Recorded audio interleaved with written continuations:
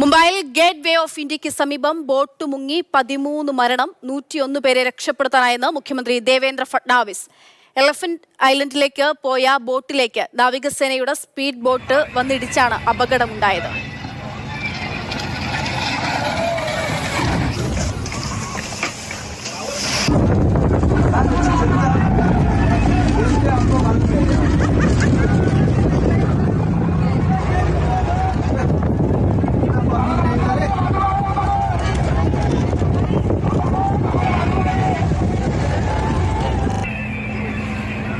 അർജുൻ പീതാംബരൻ വിവരങ്ങൾ നൽകാനായിട്ടുണ്ട്. അർജുൻ, ഈ മരിച്ച ആളുകളിൽ നാവികസേന ഉദ്യോഗസ്ഥരുമുണ്ടെന്നുള്ള വിവരം കൂടി ഇപ്പോൾ ലഭ്യമാകുന്നുണ്ട്.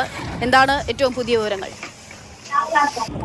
അക്ഷയ, അതെ, ചില പുതിയ വിവരങ്ങൾ കൂടി വരുന്നുണ്ട്. മരിച്ചവരിൽ 3 പേർ നാവികസേന ഉദ്യോഗസ്ഥരാണ്. ഈ യാത്രാ ബോട്ടിലേക്ക് വന്ന് കയറി ഇടിച്ച ആ സ്പീഡ് ബോട്ട് അത് നാവികസേനയുടെ ആയിരുന്നു.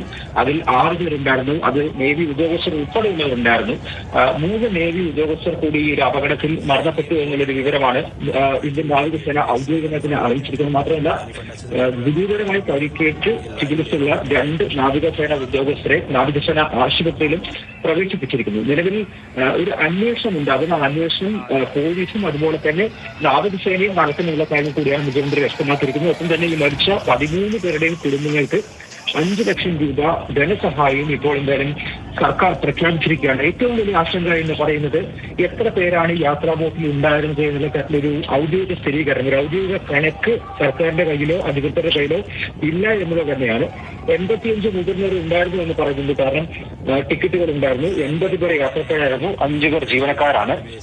പക്ഷെ കുട്ടികൾ നിരവധി പേരുണ്ടായിരുന്നു. ഈ കുട്ടികൾക്ക് ടിക്കറ്റ് ഇല്ലാത്ത ഒരു അവസ്ഥയായിരുന്നു. അതുകൊണ്ട് തന്നെ എത്ര കുട്ടികളാണ് ബോട്ടിൽ ഉണ്ടായിരുന്നത് എന്നുള്ള കാര്യത്തിൽ ഔദ്യോഗിക കണക്കില്ല, സ്ഥിരീകരണമില്ല.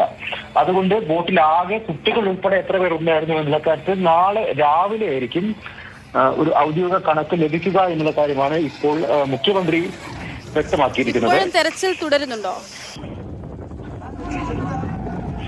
അക്ഷയ്, ഇപ്പോഴും തിരച്ചിൽ തുടരുകയാണ്. 3 ഹെലികോപ്റ്റർ കൂടി, നാവികസേനയുടെ 3 ഹെലികോപ്റ്റർ കൂടി എത്തിച്ചിരിക്കുന്നു. കാരണം രാത്രിയാണ്, വെളിച്ചത്തിനടക്കം ബുദ്ധിമുട്ടുകളുണ്ട്. അതുകൊണ്ട് ഈ വലിയ കൂടുതൽ ഏരിയ പരിശോധിക്കാൻ വേണ്ടിയിട്ടാണ് നാവികസേനയുടെ ഹെലികോപ്റ്ററിലും എത്തിച്ചിരിക്കുന്നത്.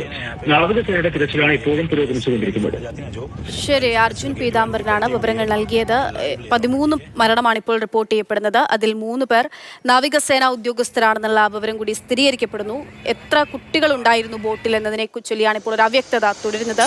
ഒരുപക്ഷെ രാവിലെയാകും ആ കണക്കുകളിൽ വ്യക്തത ഉണ്ടാകാനെന്നുള്ള കാര്യമാണ് ഇപ്പോൾ മഹാരാഷ്ട്ര സർക്കാർ അറിയിക്കുന്നത്.